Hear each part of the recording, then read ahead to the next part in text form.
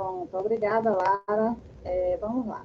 Então, gente, o título da minha aqui é Corporas Orais para os Estudos de Contatos Linguísticos na Bahia.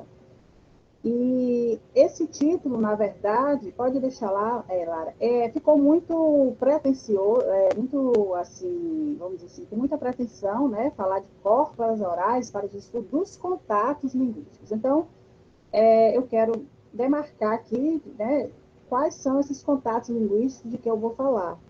Então, eu vou falar dos contatos linguísticos na Bahia, né, dando ênfase à questão do contato da língua portuguesa com as línguas africanas que aqui estiveram.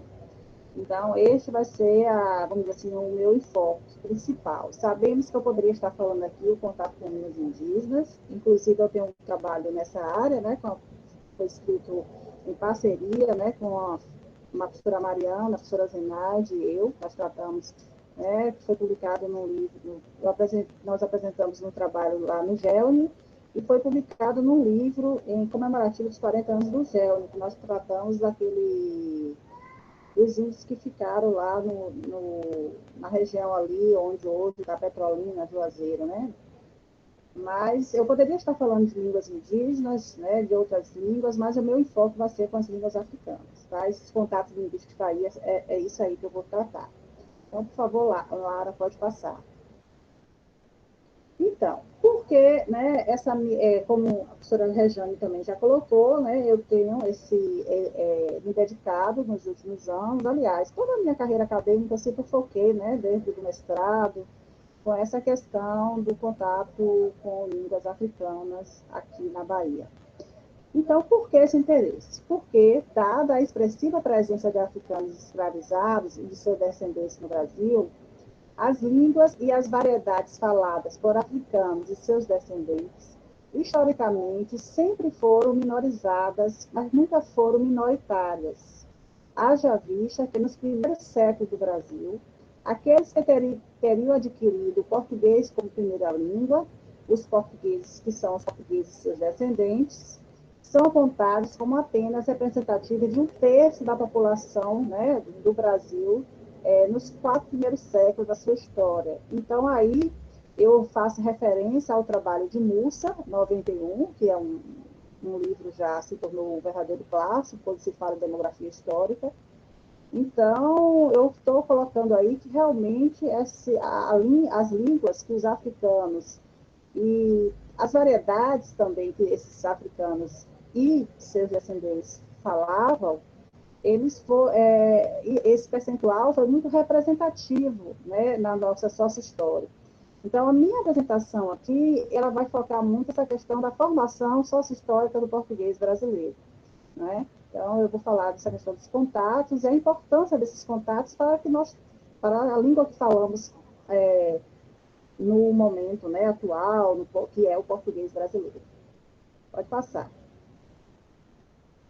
Então, para ilustrar essa demografia que eu falei no slide anterior, eu trago aqui números de africanos no Brasil, né? Eu poderia citar vários trabalhos, vários historiadores, enfim, que trataram dessa questão, mas eu trago aí um que está disponível na internet, tem lá um site, né, que é o Banco de Dados do Tráfico de Africanos Escravizados, que está disponível nesse site, que está aí no slide, que é o Slave Voices, e nos revela que no período de 1525 a 1866, que é o ano, né, 66, 1866 é o ano da última viagem negreira transatlântica documentada às Américas, desembarcaram 10.702.659 africanos escravizados nas Américas.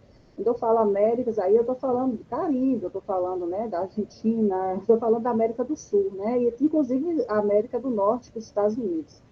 Sendo que para o Brasil, o total é de 5.099.909, ou seja, metade dos africanos que foi para todas as Américas, a metade desse número foi justamente esses africanos vieram para o Brasil. Então, este fato por si só já nos mostra que essa presença africana deve ter sido algo muito importante para a formação do português que falamos aqui no Brasil. Tá? Então, pode passar. Clara, por favor, pode passar. Obrigada. Eu acho interessante, né? E eu acho muito salutar, como nesses eventos que tratamos dessas questões, formação do português, a história da língua portuguesa, nós sempre fazemos referência ao trabalho primoroso da professora Rosa Virginia Matos e Silva, a nossa saudosa Rosa. Então, naquele livro que ela tem, Ensaio da Sua História do Português, que tem uma população de vários seus artigos, que foi publicado pela Parábola em 2004, ela traz uma discussão que eu acho muito interessante. E não é que ela minimize, muito pelo contrário, ela não faz isso, ela minimiza a importância que existe, mas ela diz, ela afirma lá, que os africanos tiveram um papel muito importante de difundir esse português, vamos dizer, alterado, o português como segunda língua. Como sabemos, né, ela fala que os indígenas, eles também falaram o português com L2, né, adquiriram muitos deles o português, mas por uma questão, né, de muitos ficarem depois aldeados e não interagirem tanto com as sociedades urbanas, ela afirma, né, nesse texto, que a população de origem africana constituiu a força motriz para difundir o português no Brasil, em detrimento das línguas indígenas e, mais ainda, que foi a responsável por generalizar as características motivadas pelo contato entre língua na formação do português brasileiro. Então, ela coloca que os africanos e seus descendentes difundiram o que ela denomina, né, entre aspas, aí, o português geral brasileiro, e que pode explicar a inexistência de línguas africanas subsistentes no Brasil. A professora Ieda, a professora de Cássio, né, que também é uma grande estudiosa nessa área, até vou citar daqui a pouco o trabalho dela também, ela tem colocado muito isso nos seus textos, nas suas apresentações, né? Que é uma coisa assim inacreditável, uma coisa assim até difícil da gente entender, porque que não se falam, né, línguas africanas no Brasil. O que temos de alguns rituais religiosos de religiões matriz africanas, se tem algumas palavras, alguns assim, mas não se fala normalmente, as línguas africanas não sobreviveram no Brasil. Então, isso é um fato triste, porque revela realmente o quanto de violência esses africanos sofreram, né? Violência simbólica, enfim, tiveram que realmente adquirir o português, as duras penas, e eles terminaram difundindo muito, até porque eram numericamente muito expressivos, essa modalidade do português que foi adquirido, né, em processos de segunda língua, com um português que podemos falar assim, modificado. Não era o português europeu que estava sendo difundido, era um português fruto do contato linguístico que estava sendo difundido. E aí nós defendemos que esses africanos tiveram importância enorme para difundir este português. Vai passar. Clara, por favor. Então, contatos linguísticos também é uma coisa interessante, né? Porque nós sabemos que os portugueses levaram a língua portuguesa para outros espaços, não foi somente para o Brasil, levaram para vários países na África, na Ásia, enfim. Mas em alguns países, como por exemplo São Tomé, né, Guiné-Bissau, Cabo Verde, se originou línguas crioulas, que são línguas que têm vamos dizer assim, uma erosão gramatical, né, da língua portuguesa muito forte, né, vamos chamar assim uma língua mista, com muitas realmente com características do contato muito mais fortes do que como ocorreu aqui no Brasil, que a gente fala com a variedade nova da língua portuguesa, né? E não é uma língua crioula, como a Norma também acabou de falar. Se pensou durante muito tempo que o português brasileiro derivou de crioulo, se buscou, como por exemplo, a origem do projeto Vestígio foi assim mesmo, sair procurando, né, nas comunidades rurais, principalmente nas comunidades rurais mais distantes, para ver se chamadas comunidades rurais isoladas, para ver se encontrava um vestígio de um crioulo que tivesse sido falado no passado. E essas tentativas não foram bem sucedidas, então se falou que não é realmente o português brasileiro, é fruto de um contato, sim, não é negado de forma nenhuma as preferências, essa participação de outras línguas para a formação do português, mas que foi, vamos dizer assim, esses contatos resultaram em modificações da língua portuguesa, mas não tão drásticas, entre aspas, a ponto de gerar outra língua. Então, a gente fala aí de uma inexistência de línguas crioulas de base portuguesa no Brasil. Nós não temos realmente. No extremo norte do Brasil, na região de Amapá, existe, né, essa discussão que há um crioulo lá, mas é de base francesa, né, da Guiana Francesa. Enfim. Entretanto, o contrato entre a língua portuguesa e as línguas africanas não deixou de influenciar, né, na formação do português brasileiro, como podemos observar em alguns fenômenos linguísticos, e muitos desses muito bem colocados pela norma há pouco tempo. A exemplo da perda de flexão de caso dos pronomes, Norma falou sobre isso, na erosão da morfologia das formas verbais, Norma também falou, e em outras construções, como, por exemplo, da questão da variação na concordância de gênero, enfim.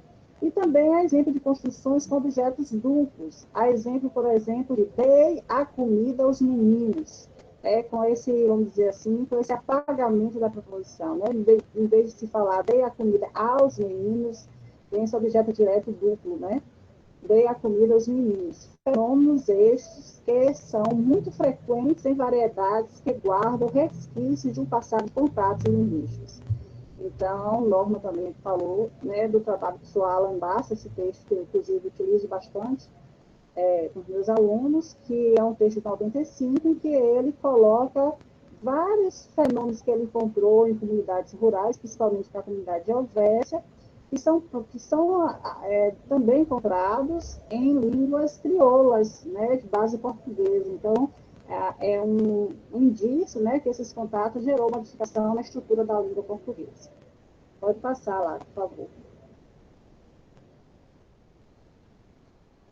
Então, propostas de estudos. Então, como estudar esses contatos? Eu vou focar muito nessas comunidades afro-brasileiras. Mas a gente pode, como eu também faço, estudar os contatos linguísticos do Brasil, buscando pistas na África, né? Ver esse português que é falado em Angola, por exemplo, que é também meu objeto de pesquisa, para ver, vamos dizer assim, o que é que tem do Brasil na África, né? Ver assim, coisas que a gente tem aqui, que também há no português lá, na África, para se ver se esses contatos entre português e línguas africanas também gerou resultados semelhantes. Mas também nem sempre, inclusive é bem recente essa preocupação de linguistas no Brasil, estudar variedades africanas do português. Então, nem sempre é possível, nem sempre era possível ir para a África, gravar. Eliana Pitombo, nossa querida colega que foi lá, colega e amiga, ela bem documenta a série de dificuldades que ela teve para construir esse corpus na África, em uma cidade como Luanda. Nem sempre isso é possível. Então, uma saída aí muito produtiva que tem gerado bons resultados foi gravar em comunidades rurais afro-brasileiras, que são comunidades que, em tese, elas guardam mais traços, né, mais resquícios desses contatos, porque são comunidades que ficaram, muitas delas foram, inclusive, quilombos, e que ficaram durante muito tempo mais isoladas, vamos dizer assim, dessa cultura, né, urbana. Então, a ideia é que elas preservaram algumas características linguísticas, né, desse passado de forte influência africana. Então, eu vou falar muito dessas comunidades afro-brasileiras. Então, pegando um pouco do que a Norma falou, eu não sabia, Norma, dessa sua notícia que você colocou, o quanto que o seu amigo lhe relatou, o quanto que essas comunidades, né, Barra e Bananal, estão diferentes hoje. E, de fato, a gente não se toca muito como o tempo passa rápido, mas já se tem realmente mais de 20 anos, né? Daqui a pouco a gente vai fazer 30 anos que vocês foram lá e gravaram lá em Barra Bananal. Então, de lá para cá, realmente muita coisa mudou. Então, que bom que vocês foram lá, gravaram esse material, né? Porque, de fato, se vocês não tivessem ido lá, e a gente da UFES não tivesse esse material, inclusive com a coleção que foi publicada com o apoio da FAPESB, a gente não teria muitos trabalhos, inclusive a pós-graduação ficaria inviabilizada na UFES. Né? Como é que se iam fazer monografias, teses, dissertações sem uma amostra de fala? Então, urge mesmo ainda que algumas comunidades sejam gravadas, documentadas, E, inclusive, é sobre isso que eu tenho tido muito interesse ultimamente, de retomar os estudos em comunidades quilombolas. Esse meu interesse, ele retornou em 2018, 2019, quando eu submeti lá para o CNPq, meu projeto pós-doc, que foi justamente gravar uma comunidade afro-brasileira lá no estado de Sergipe. Isso é fundamental. E eu também tenho escrito sobre isso, que a gente tem que pensar, e vou falar também sobre isso aqui na minha apresentação, o quanto que é necessário se criar, né, formas, mecanismos, métodos de gravações, de contato com essas comunidades, que elas estão realmente muito diferentes. Então, para escolher o vernáculo dessas comunidades, a gente tem que criar algumas coisas que eu vou falar no final. Então, o multilinguismo, que compreende o contato entre a língua portuguesa e as centenas de línguas africanas que estiveram presentes no Brasil, pode ser investigado nas comunidades afro-brasileiras, que constituem espaços de resistência da homogeneização da cultura europeia no Brasil. Nesses espaços, devem estar mais intensamente resguardadas marcas da aquisição do português como uma língua estrangeira, como uma transmissão linguística regular nos termos de Baixa Lucas do Ribó. Então, como eu já disse, essas comunidades, elas trazem, assim, vamos dizer assim, um tesouro linguístico que a gente precisa valorizar, documentar e descrever, investigar e analisar, né? Porque, de fato, é importante, ok? São espaços de resistência, né? Então, será o que é que tem de linguística, de fenômenos linguísticos guardados lá? Pode passar. Por favor, lá. Pode passar lá. Então, paradoxalmente, isso é um paradoxo, né? O que é que eu vou colocar nesse slide é o quanto que demoraram, né, de serem realizados esses estudos com essas comunidades afro-brasileiras. Então, eu coloquei assim: chama atenção o fato de que, paradoxalmente, as pesquisas em comunidades rurais afro-brasileiras demoraram a ser realizadas no Brasil. Na Bahia, por exemplo, né, e agora aqui eu faço uma pausa na Bahia, porque na Bahia é um estado com um número de africanos imensas, né? Um estado com a predominância da etnia africana muito forte, né? Se a gente pensar no início da colonização, a cana-de-açúcar no Brasil, ela foi uma produção muito importante, muito rica, e então foi necessário muita mão de obra de africanos escravizados, né? Então, na Bahia, que é um estado que tem essa predominância africana tão forte, por exemplo, no que se refere às pesquisas sociolinguísticas, em linhas gerais, os estudos seguiram os rumos do que acontecia no restante do Brasil.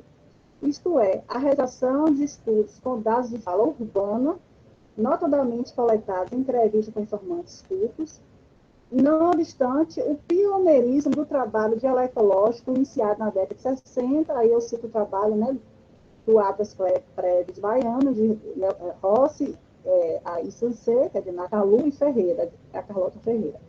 Então, o que eu coloco aí é que na década de 60, né, tinha essa tradição aqui na Bahia de se gravar comunidades rurais com viés dialetológico, como Norma também acabou de falar, citando o trabalho, né, da professora de Nacalu, nessas comunidades como Mato Grosso, gravando nessas comunidades rurais, e que também foi assim um grande, a gente tem que, vamos dizer, falando popularmente, né, botando o joelho no chão e agradecer que essas pessoas foram lá nessa década.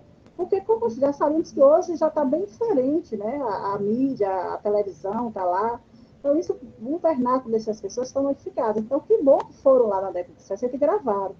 Então, só que, estranhamente, esse interesse por gravar essas comunidades rurais, que foi muito forte na Bahia na década de 60, ela foi morrendo um pouco na década de 70, né, 69, 70, com o projeto NUC, que também foi importante, mas, assim, isso, de certa forma, falando também popularmente, abafou o interesse por gravar nessas comunidades rurais.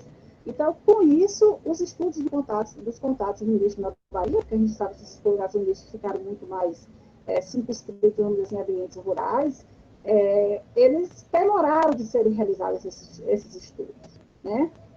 Então, a realização de pesquisas sociolinguísticas com dados da fala popular ocorreu, e eu digo mais rural, ocorreu de forma mais centralizada apenas anos depois. Se a gente pensar, né, no trabalho belíssimo do professor Abel Amaral, a variedade paulista, né, que é o título do livro dele é o Dialeto Caipira, que é de 1920, até antes da década de 60, né? Ele também foi tão importante, mas depois também ficou um pouco afado, porque os interesses se voltaram muito para as variedades urbanas e principalmente as variedades cultas, né? Ou seja, as falas prestigiadas e, e descolarizadas. Né? Então, na Bahia, isso demorou. Então, vamos lá passar por outros slides, que a gente vai ver agora uma mudança nesse paradoxo, né? Uma mudança de enfoque. Que foi justamente nesse período que a professora Norma acabou de falar, que é a partir da década de 90. O estudo do português popular falado na Bahia tem sido alvo de interesse de pesquisadores que desenvolvem projetos de pesquisas sociolinguísticas em diferentes instituições de ensino superior.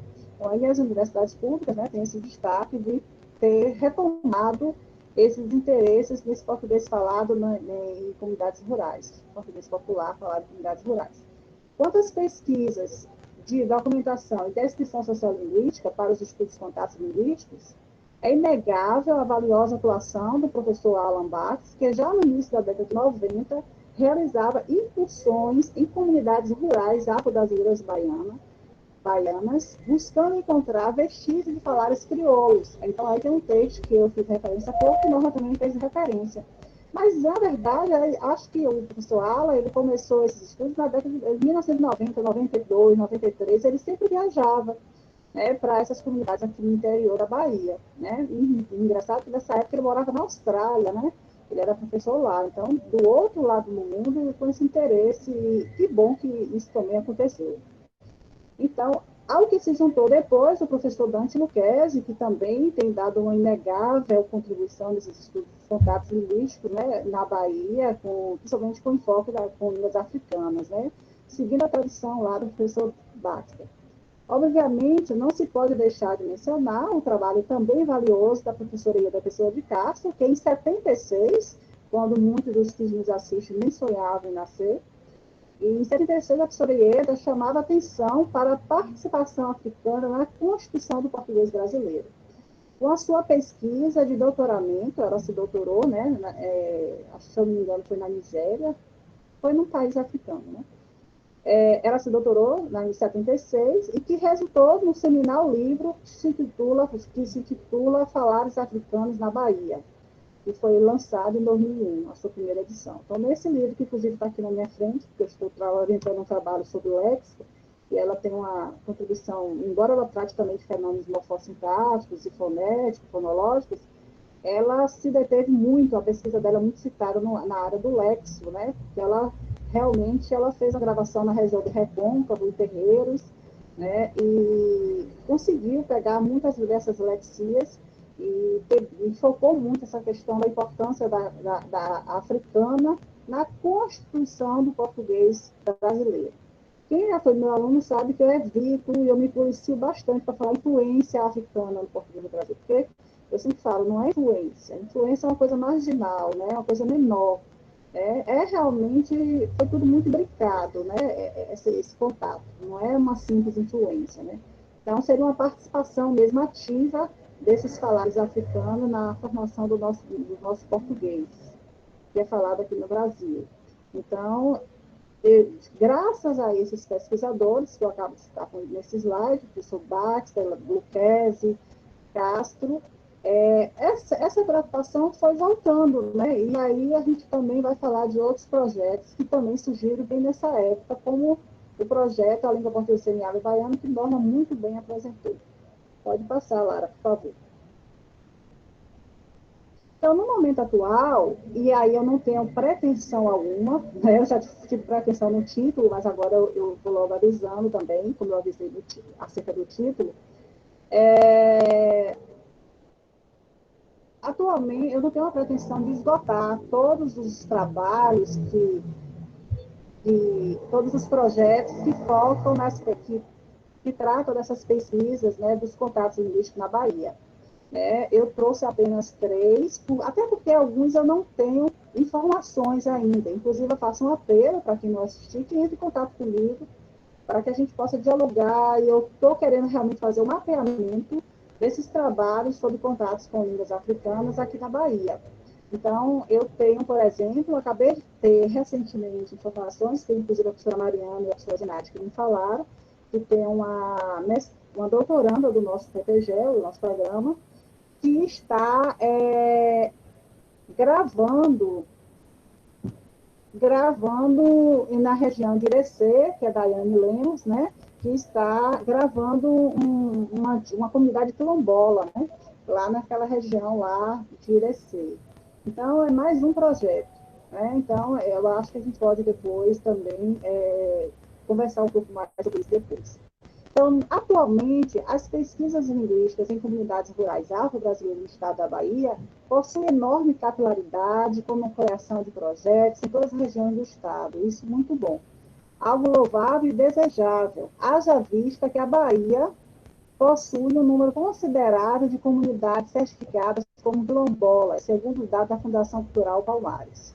Então, realmente, né, seria um grande contrassenso, né, que na Bahia, com essa história africana tão forte, que não houvesse esses trabalhos, né? Então, felizmente, nós já temos. Então, eu vou apresentar aqui as informações que eu tenho de alguns, mas eu fico muito feliz em saber que outros projetos estão nascendo com esse enfoque, né? Pode passar.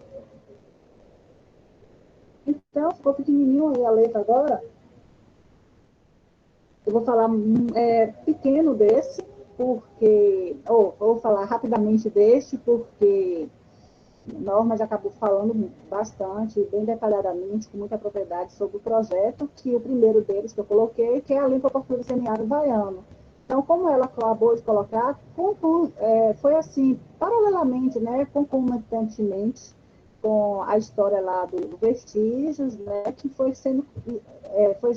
gestado esse projeto aqui na nossa universidade, na UF, que foi idealizado e coordenado inicialmente pelas professoras Norma Lúcia, Fernanda de Almeida e Zenádia Oliveira Novaes Carneiro, que passou a ser coordenado também, como ela colocou, por mim, Silvana Araújo e Eliana Pitombo Teixeira, a partir da sua terceira fase, né, que foi quando nós gravamos a comunidade de Feira de Santana, a comunidade fala de Feira de Santana, que está no semiárido, né?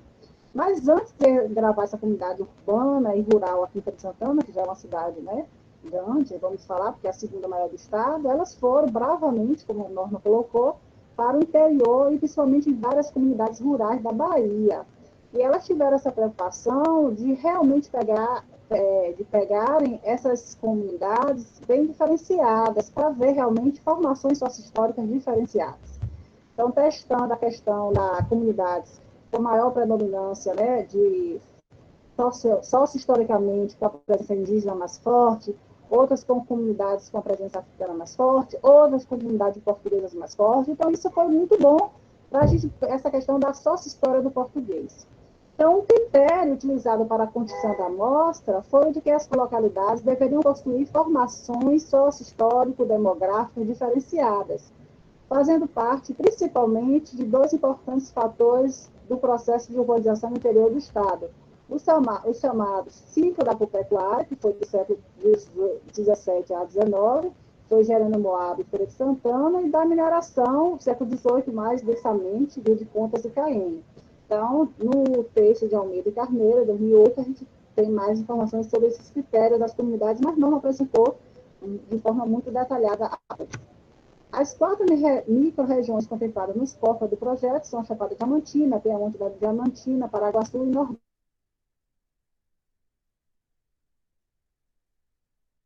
zona da pecuária, agropecuária. Então, Norma tem colocado bastante isso, falando que nas comunidades da agropecuária, que tem uma tradição mais de criação de gado, a presença de africanos escravizados foi menor do que naquela da zona da mineração. Embora na zona da mineração foi um contato mais tardio, né? Então, muitos que foram para lá já falavam português, né? Porque já vieram de outras atividades econômicas, de cana-de-açúcar, fumo em outras regiões. Então, assim, é interessante a gente pensar sobre isso, porque como a sócio-história, a história caminha com a linguística, né? E esse projeto, ela ele tem, vamos dizer assim, no seu cerne, o programa do português semiárido baiano, essa preocupação com a formação sócio-histórica do português, e não deixando de lado a questão dos contatos linguísticos, porque, como eu já acabei de falar, elas pegaram realmente para a seleção das comunidades com tradição mais forte indígena, africana e portuguesa. Então, alguns dados, estudos, dissertações e teses já foram publicadas, muitas TCCs, muitas monografias, como o Pedro falou, na época a gente chamava monografia mesmo, né, de especialização, foram desenvolvidos, e com o acervo linguístico do projeto, e pode ser consultados no livro, né, de Almeida Carneiro 2008, 2014, Almeida Araújo Teixeira e Carneiro 2016, enfim.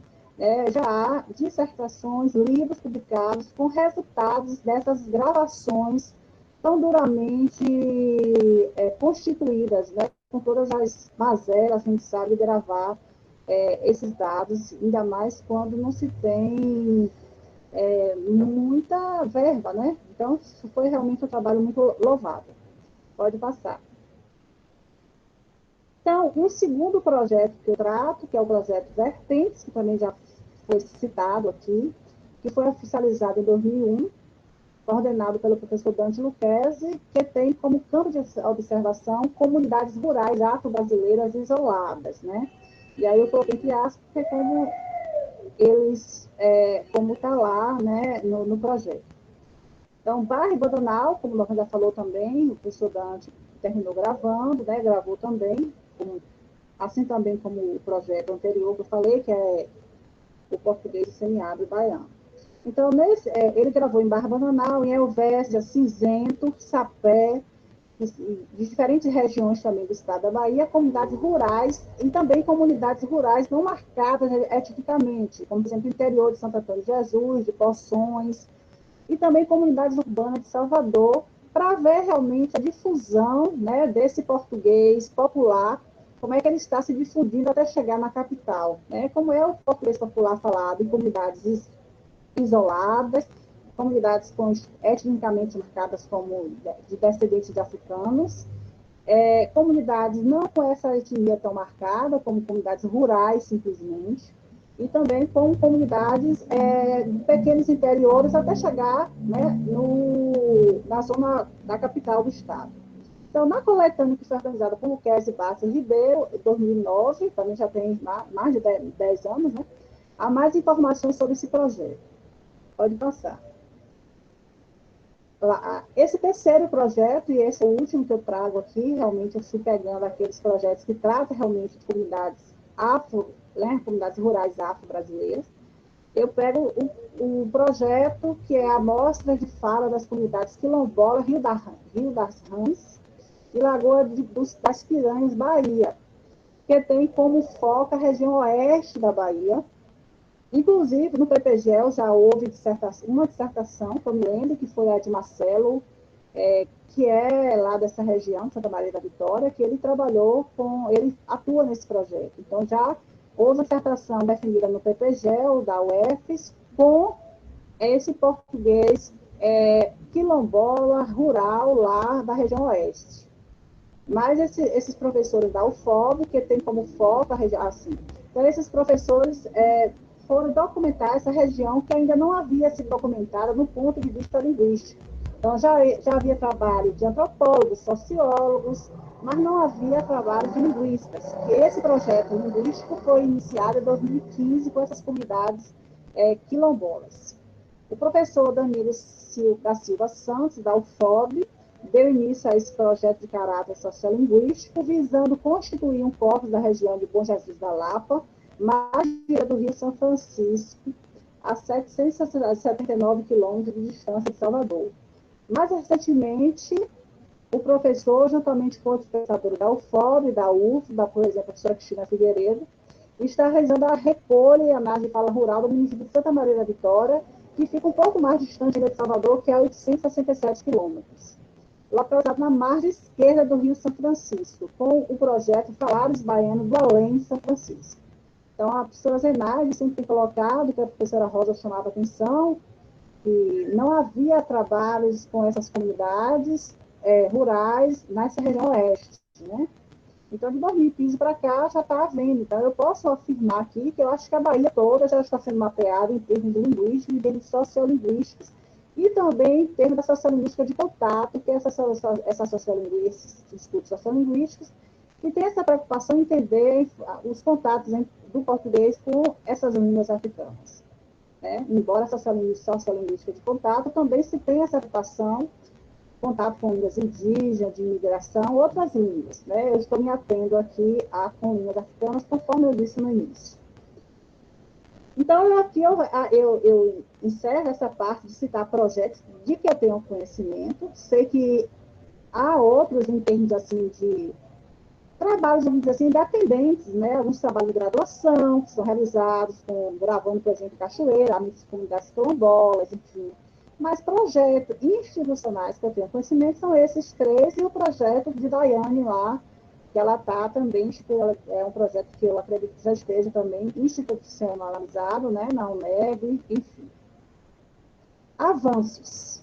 É sempre bom falar em avanços, né? Há uma forte tradição, a gente pode afirmar hoje que, embora tenha havido essa lacuna, né, como eu falei no início, de 60 até 90, houve essa lacuna de estudos, embora houvesse assim, algumas iniciativas isoladas, como o professor Juvenal, em 85, ele fez a sua dissertação de mestrado, com a comunidade de São José, né, mas também ele pegou informantes, né, com a certa escolaridade, né, de ensino fundamental, médio. Então, assim, não era tanto o enfoque como eu estou colocando aqui, essa questão dos contatos, né? Essa questão dos contatos realmente ficou bastante, vamos dizer assim, obscurecida, né, no âmbito dos estudos linguísticos da Bahia. De 90 para cá, felizmente, isso não tem ocorrido. Então, a gente já pode afirmar que hoje, na Bahia, há uma forte tradição dos estudos linguísticos variacionistas de viés sócio-histórico. E agora aqui eu coloco assim uma observação que é uma necessidade da realização de estudos com um caráter inovador. Aquilo que Norma e eu também já coloquei aqui, que essas comunidades têm passado por sérias transformações. Eu tenho dois trabalhos que eu escrevi com a professora Raquel Freitag e José Alberto, agora eu esqueci o sobrenome dele. A gente fez um trabalho colocando, né, que nessas comunidades quilombolas, pelo menos a que eu pesquisei lá em Sergipe, que foi a comunidade Mussuca, não se fala apenas, vamos dizer assim, esse português popular, né, afro-brasileiro, esse português mais atingido pelo contato. Há pessoas que moram nas comunidades que já falam português, né, que eu posso considerar até um português culto, porque são pessoas que mesmo que não tenham feito o ensino superior completo, mas eles trabalham em empresas, têm muitos contatos com pessoas, assistem pessoas escolarizadas, assistem a televisão, a rádio, têm acesso à internet. Então, essas comunidades hoje, realmente, eu sempre tenho colocado isso, que para você captar esse português de contato, esse português mais vernacular, é necessário você ter alguns mecanismos de coleta de dados. E aí a gente tem colocado essa questão das comunidades de prática. Quando eles estão praticando as atividades de tradição mais forte, né, como tradições religiosas africanas, de religiões de matriz africanas, quando eles estão na prática de samba, de grupos de samba de roda, de fato, nessas ocasiões, esse vernáculo popular flora muito mais. Então, aí eu faço eu ressalto essa importância de ter uma interface com a antropologia social, com foco também em povos tradicionais. Então, esses estudos têm que ser aliados realmente da questão da... essas áreas de estudo têm que ser aliadas do trabalho de documentação sociolinguística, né? Então, a gente tem que beber muito na fonte desses trabalhos, e eu acredito que aquela chamada sociolinguística da terceira onda, ela dá conta de se gravar e ter um resultado positivo para que a gente tenha essa documentação desses falares que estão se perdendo muitas vezes. Pode passar. Eu estou encerrando, eu fiz uma fala bem panorâmica, bem geral, muito pensando nos estudantes que nos assistem de ser, e aí eu faço também a ressalva que já foi colocada, a importância da gente cativar esses meninos, né, que estão começando no trabalho científico, na iniciação científica, para que eles prossigam, né? Então, considerações finais. Eu coloco que as relações históricas, linguísticas e culturais entre África e América são inegáveis. Nesse sentido, considerando que esses dois continentes são marcados por sucessivos contatos linguísticos e que as variedades linguísticas são formadas pela interação do linguístico com o social, pressupomos que também há um paralelo forte entre esses dois continentes. A realização de estudos linguísticos que foquem nessas relações pois significativa, ainda mais na Bahia, estado brasileiro que recebeu uma grande leva de africanos escravizados nos séculos XVI a XIX, podendo assim trazer elementos para o debate sobre a formação do português brasileiro, bem como sobre as consequências do contato entre a língua portuguesa e as línguas africanas. Pode passar. Eu acho que eu não sei se eu tenho mais um slide de considerações finais, não. Aqui eu trago as referências que eu utilizei, essa foi a minha fala, era o que eu tinha para falar aqui hoje com vocês, e pode passar, Lara, acho que é mais uma. E aí a gente vai interagir agora com o nosso bate-papo, com as perguntas e comentários, sugestões de vocês. Então, muito obrigada.